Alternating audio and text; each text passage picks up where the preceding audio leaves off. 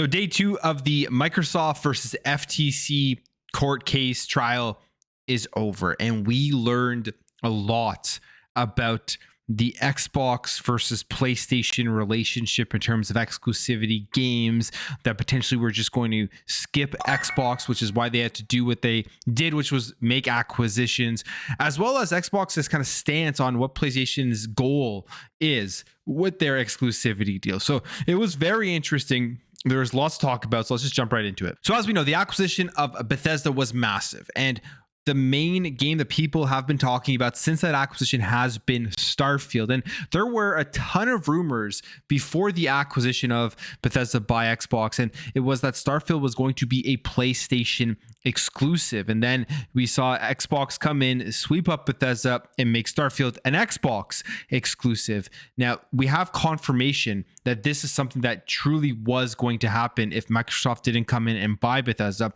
there would be a high chance here that Starfield wouldn't be on the platform. It says here, Microsoft acquired Bethesda after hearing Starfield would be exclusive to PlayStation. And this is what Phil Spencer says. He was questioned. He did a really good job in terms of answering everything that was thrown at him. In fact, they pretty much ended the entire question period for Phil Spencer, where the judge came in and just shut down the FTC because it almost seemed like they were creating deals or trying to create deals in court, because obviously Phil Spencer's under oath when he's answering these questions, trying to create deals to make sure games showed up on PlayStation. It was very, very odd. But here's what Phil Spencer says about Starfield. He says, when we acquired ZeniMax, one of the impetus for that is that Sony had done a deal for Deathloop and Ghostwire. And we know how that all turned out. It was very weird when they did acquire Bethesda, yet 2 big games that were being released were going to be exclusive to PlayStation for an entire year. Now, they are obviously out on Xbox now, and they are in Xbox Game Pass. Continues here and says, to pay Bethesda to not ship those games on Xbox. So the discussion about Starfield, when we heard that Starfield was potentially also going to end up skipping Xbox, we can't be in a position as a third place console where we fall further behind on our content ownership. So we've had to secure content to remain viable in the business. And there it is. Those rumors that we were hearing about Starfield being exclusive to PlayStation were more than likely true. And I have to say, at the end of the day, the fact that Xbox acquired Bethesda, I think, is actually a good thing overall for a game like Starfield, and is a good thing overall for gamers, because if Starfield ended up being an exclusive to PlayStation, it would have been in one place and one place only, at least for a limited amount of time. Maybe it would have come to PC later, kind of similar to what is going on here with Final Fantasy 16, but it would have literally only been on the PlayStation 5 console. And Starfield, looking and sounding like a generational game, it would have been a shame to really hold it to a small amount of gamers compared to the entire amount of out there on every single platform that this game is going to be able to run on. The fact that Microsoft and Xbox went out and acquired Bethesda, it's the best place for this to be exclusive if we're comparing between the two, because you're getting access to it on PC, Xbox day one, into Game Pass subscription, literally going to be able to play this on any device that has cloud gaming. So it's actually a very good thing. And Phil Spencer and Xbox saw this, and they're like, we can't let huge games like this continuously be exclusive on the PlayStation platform. So we're going to go out there and spend all of the money that we have available to us and literally buy up the entire company, which was ZeniMax. Now, this all is stemming as well because of the Xbox One generation, where we really did start to see things go more and more in this direction. I mean, exclusives, third-party exclusives, all of that type of stuff has been around forever. But because the PS4 dominated the Xbox One so hard, it was the worst generation to lose, as Phil Spencer did say in his kind of funny interview, because of that digital library. They knew they had to make big moves here to be able to stay and compete. We remember what happened with Sega and Sony essentially ending them. I feel like Sony was kind of trying to do the same thing here with Xbox by trying to get all of these massive games exclusive onto their platform and just putting as much money as possible to make sure games didn't show up on Xbox. And they do kind of expand on that as well. Phil Spencer expands on that as well. As we have this here, it says FTC versus Xbox. Sony uses revenue from Microsoft games to block games from coming to Xbox. And we have learned now from the FTC case, which isn't surprising, but there is a 30-70 revenue split. So every time Xbox ships a game on PlayStation, they have to pay that revenue split. And then PlayStation is going out and taking that money and using it to try to make sure games just do not show up on the Xbox platform. It says here, when asked about how Xbox felt when releasing games on PlayStation, Phil Spencer said, PlayStation uses the money they make off of Xbox games on PS5 to pay for other games to block on the Xbox platform. He stated that PlayStation uses the 30% split of game sales to Xbox's survival in the market. Microsoft publishes various games on PlayStation, including Minecraft Dungeons, Fallout 76, and its content, Elder Scrolls Online, and many more. And this is something, I mean, they've said after they purchased Bethesda was those legacy games, they were still going to be providing those games over to PlayStation. And it makes sense, even though they're paying that revenue split, they're probably making a lot more overall because of the amount of people that are still playing that game on PlayStation. And he also says this year, Sony captures 30% of the revenue that we do on their platform, and then they use the money among other revenue that they have to do things to try to reduce Xbox's survival on the market. So right there, he's calling out PlayStation and essentially saying, we had to do something. And that something was going out and making these acquisitions so that we aren't going to be held to pushing games onto the PlayStation platform and then them trying to kill us off as a console maker, as a platform overall. I mean, that's essentially what Sony is probably trying to do if you really think about it. I mean, they're probably all fine with Xbox just being a publisher, making games and shipping it on the PlayStation platform. But because Xbox has their own ecosystem, they have their own platform, it's Sony's biggest competitor. And by purchasing all of these exclusive titles and by using the revenues from Microsoft shipping games onto their platform, they are actively trying to make sure just less and less games show up on the platform, which would end up with Xbox eventually failing. I mean, that's not going to be the case because Xbox is extremely healthy right now because of the moves that Phil Spencer and Xbox overall have done. And these acquisitions are just a part of that. So that's really interesting. Now, can we look at this in reverse? The likelihood that Xbox is going to be using the revenues from PlayStation in terms of a Call of Duty and using that to their advantage to try and grow is very, very high. I mean, Xbox is going to do similar things, but are they going to actively try to use that revenue to keep games off of the PlayStation platform? That is yet to be foreseen.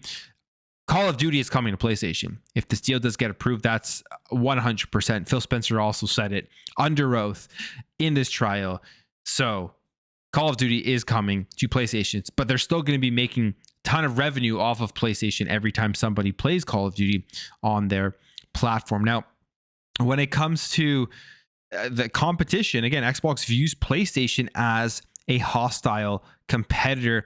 And here's what Phil Spencer says. He says, I believe right now one of the biggest risks to Xbox's survival is that Sony is paying teams to keep content off of Xbox. Shipping games on PlayStation enables them to use the revenue they make from our content to sign third-party exclusive games to block from our platform. So right there, he says it specifically, that Sony paying all of these publishers and developers to keep games off of Xbox is right now the biggest threat to Xbox. They say they can use revenue from the games that ship on their platform to block Xbox's survival. And I feel like I'm enabling an aggressive competitor to further our aspirations. And then he continues on here talking about the 70-30 split, and it gets asked another couple of questions. The first one here asking, do you believe Sony PlayStation is hostile to Xbox's survival? The answer is yes from Phil Spencer. And then the next question is it fair to say you view Sony as an aggressive competitor? And Phil Spencer responds, Sony is the market leader. Then he goes off, talks about some other things, and says they are or is an aggressive competitor. So Phil Spencer is out here just basically saying PlayStation's goal is to try to get rid of us. Now, we've all heard the arguments that the Activision Blizzard acquisition is going to be used to be anti-competitive to try to foreclose PlayStation. I mean, these are Jim Ryan's arguments over and over and over again, even though he kind of already exposed himself, realizing that he knows that the Call of Duty is going to stay on PlayStation. This acquisition isn't about exclusivity. They just don't want this deal to go through.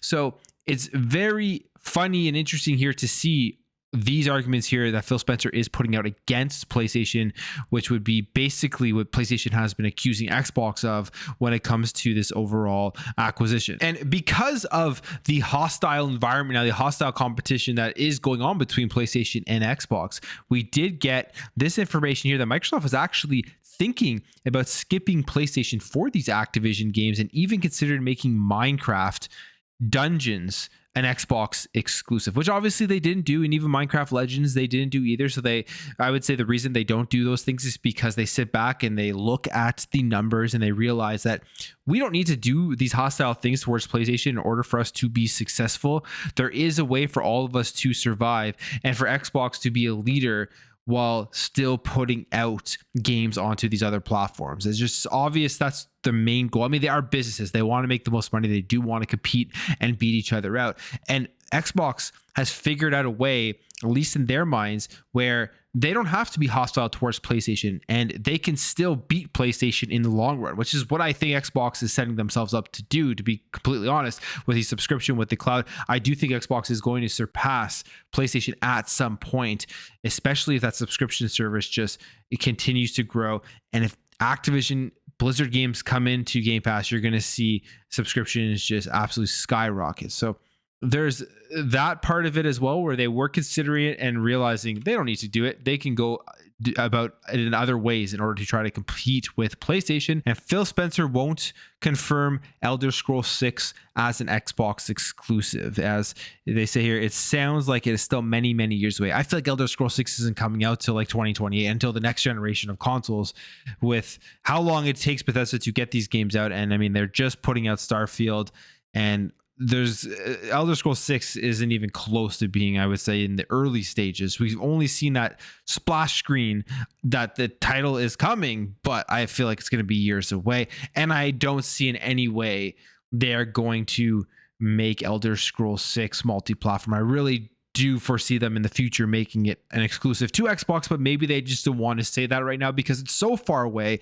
that it will have absolutely no bearing on the outcome of this case. Realistically, Elder Scrolls 6 won't affect whether the judge sides with Microsoft or sides with the FTC. And then he also, like I said, already confirmed, I mean, this isn't the first time Phil Spencer has confirmed this, but he has confirmed that they're not going to degrade Call of Duty on PlayStation, and that they will keep Call of Duty on PlayStation. They won't pull it. And he swore under oath. So, I mean, it's official. There's no way they can change it right now. But there was a lot of stuff here. Phil Spencer, I think, did a great job. And it really made the FTC just not look very good in the case yesterday. They are looking extremely weak. So everything we've been hearing about Microsoft and Xbox, they're going to win this case, it's really looking that way. Unless something crazy happens, the FTC has sounded very weak. Their arguments have been very weak, so much so that the judge actually had to cut them off. But I'm going to leave the video there, guys. If you did enjoy this video, hit that thumbs up. If you are new here, hit that subscribe, and I'll catch you guys in the next video.